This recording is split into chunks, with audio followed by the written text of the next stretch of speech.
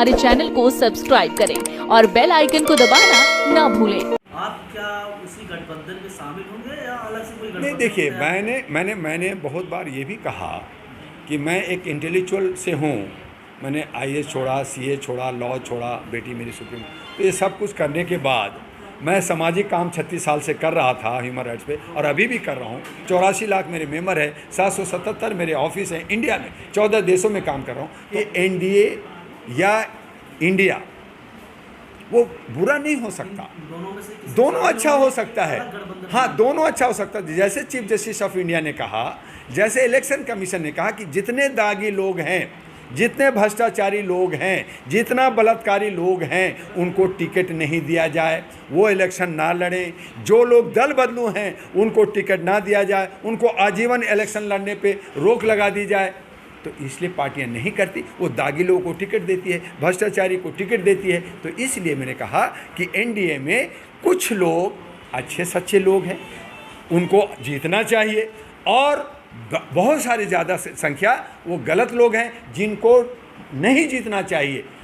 या तो फिर सरकार कानून बना दे कि ऐसे लोग ना आए, या तो फिर जनता उनको वोट ना दे, उनको हरा दे, तो बाहर हो जाएंगे, जात पात भी हट जाएगा हमारा जो है वो। तो इस तरह से एनडीए में कुछ अच्छे हैं और बुरे लोग हैं। बुरे का मैं विरोध कर रहा हूँ। इंडिया में भी जो गठबंधन बने उसमें भी कुछ अच्छे हैं जिनको आके जीतना चाहिए और बाकी लोग को नहीं जीतना चाहिए। तो इसलिए मैं एनडीए और इंडिया दोनों का विरोध कर रहा हूँ। और अच्छे सच्चे लोग अगर ये नहीं सुधरते तो अच्छे सच्चे नौजवान लोग और जो बहुसंख्यक लोग हैं, पढ़े लिखे लोग हैं, जर्नलिस्ट लोग हैं, वो तमाम लोग आए और इन जो है कॉर्पोरेट हाउस को एनडीए और इंडिया को हरा करके तीसरा विकल्प लेके आए कि तुम्हारी ये दादागिरी नहीं चलेगी। तीसरे विकल्प में क्या आप वामन मिश्राम, चंद्रशेखर, मायावती और असादुद्दीन ओवैसी को भी शामिल करेंगे? बिल्कुल, आपने सही सवाल किया कि उसमें भी अगर कोई दागी है, गलत है, तो हम उसको नहीं चाहेंगे।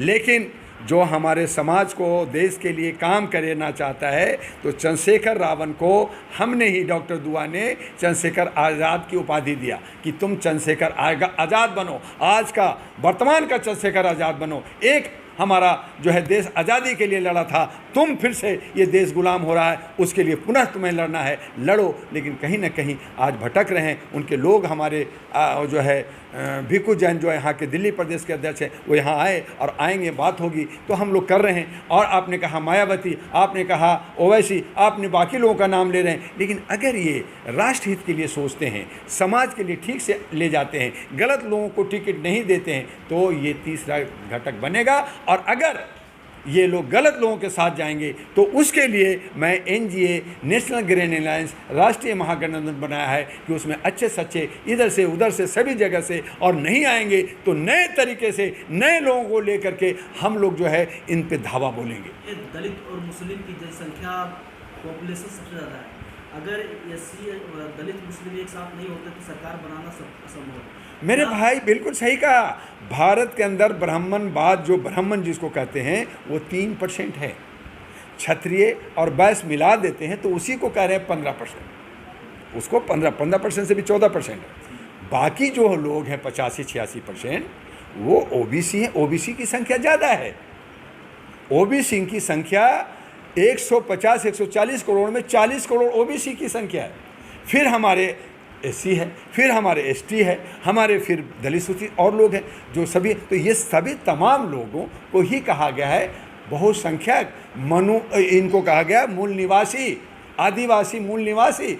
आदिवासी कह रहे हैं ये मेरी ज़मीन हमारी, हमसे आगे बढ़ा, तुम हमारा छीना सब कुछ, ज़मीन जमीन सब कुछ तुमने छीना, और तुम हमारे पे जुल्म करेगा, तुम हमारी बहू बेटियों को नंगा करेगा और हमें घर से बेघर करेगा। तो ये लड़ाई जो है मूल निवासी मतलब है बहुसंख्यक। और बहुसंख्यक चूँकि गरीब है, चूँकि वो दबा कुचला है, चूँकि उन्होंने मान लिया है कि मैं गुलाम हूँ। जैसे एक हाथी, एक शेर, एक घोड़ा को एक पतली सी जो है बेंच से, एक चेयर से बांध दो रस्सी से, तो वो वहाँ पे खड़ा रहेगा।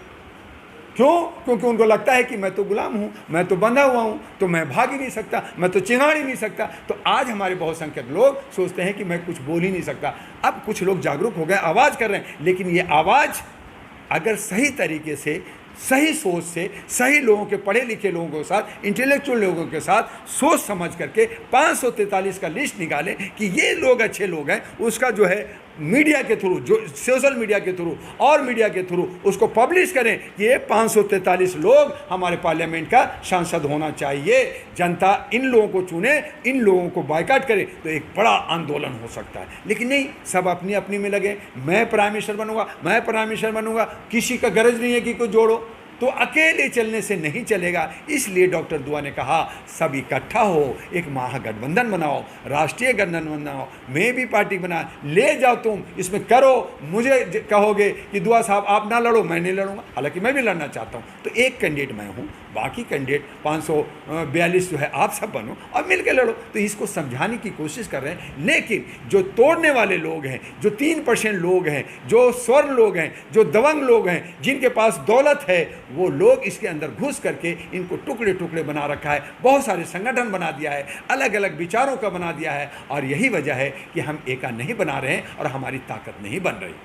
कांग्रेस ने मायावती, चंद्रशेखर, वामन निशराम और असदुद्दीन अवैसी को अपने गठबंधन से दूर रखा है। क्या लगता है कि आपकी गठबंधन? मैं चाहता हूं कि मायावती अकेले 543 पे अकेले लड़े। अगर मोदी जी अगर दबंग है तो उनको 543 पे अकेले लड़ना चाहिए, क्यों गठबंधन बना रहे? अगर राहुल के कह रहे हैं कि कांग्रेस की सरकार आएगी तो 543 पे अकेले लड़ना चाहिए, क्यों वो गठबंधन बना रहे? तो मायावती ने जो कहा कि मैं 500, अगर वो लड़ें तो मैं समझता हूं कि उनका विजय भवा होगा। अगर वो 25 सीट भी ले आएंगी तो मैं कहता हूं, मेरी कोई उनसे पार्टी से नहीं है, मेरी न मैं मायावती से आज तक मिला हूं न बात किया हूं, लेकिन मैं आपको आपके चैनल से कह रहा हूं कि अगर 25 सीट भी लेके आएंगी तो ये सब के सब देखते रह जाएंगे, लड़ते रहेंगे बंदर, और नीचे से जो है रोटी मायावती ले जाएगी, प्रधानमंत्री मायावती बन सकती है। जैसे कांग्रेस में ऐसा चल रहा है कि अगर मायावती को गठबंधन में शामिल करें तो सबसे पहले पीएम की दावेदारी करेगी, क्या ऐसा डर है? वो तो वैसे भी अगर ये लड़ेंगे 240 250 में अटक जाएंगे सब।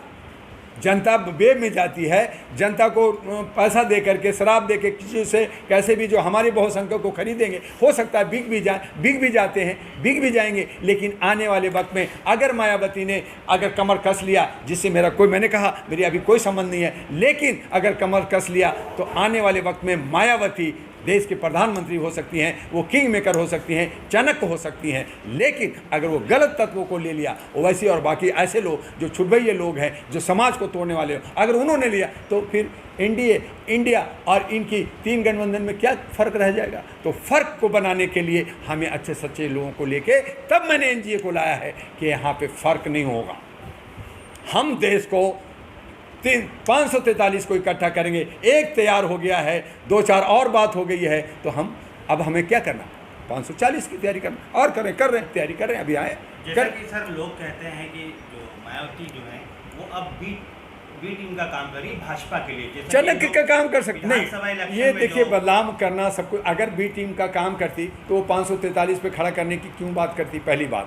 दूसरी बात है कि चूंकि हर आदमी ईडी से इनकम टैक्स से सब डरते हैं, मुलायम सिंह भी डरे, लालू जी भी डरे, उधर और भी डरे, उधर जो है BSR वो जो तेलंगाना का चीफ मिनिस्टर भी डरा, आप जो है NCP भी डरा, ये सब डर रहे हैं ईडी और इनकम टैक्स से। इसलिए उनको कह रहे हैं हाँ भैया मोदी जी जिंदाबाद, वो डर रहे हैं। लेकिन जिस दिन लगेगा कि मोदी जी की सरकार जा रही है, उस दिन ये पाला पड़ लेंगे, यही दल बदलू बढ़ लेंगे, यही गालियां देने लगेंगे और यही कहेंगे कौन मोदी।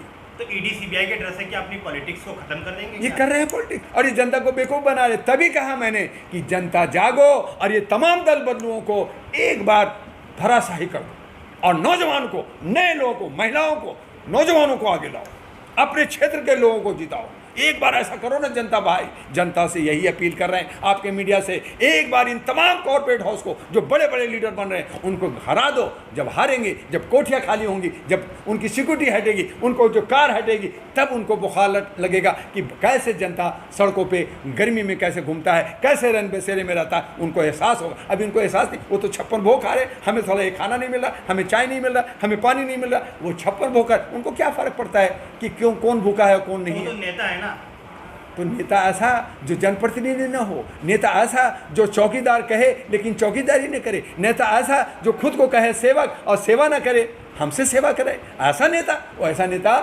वो देश का कलंक है। क्या आपकी कोशिश इन छोटे बड़े नेताओं को एक करने की है?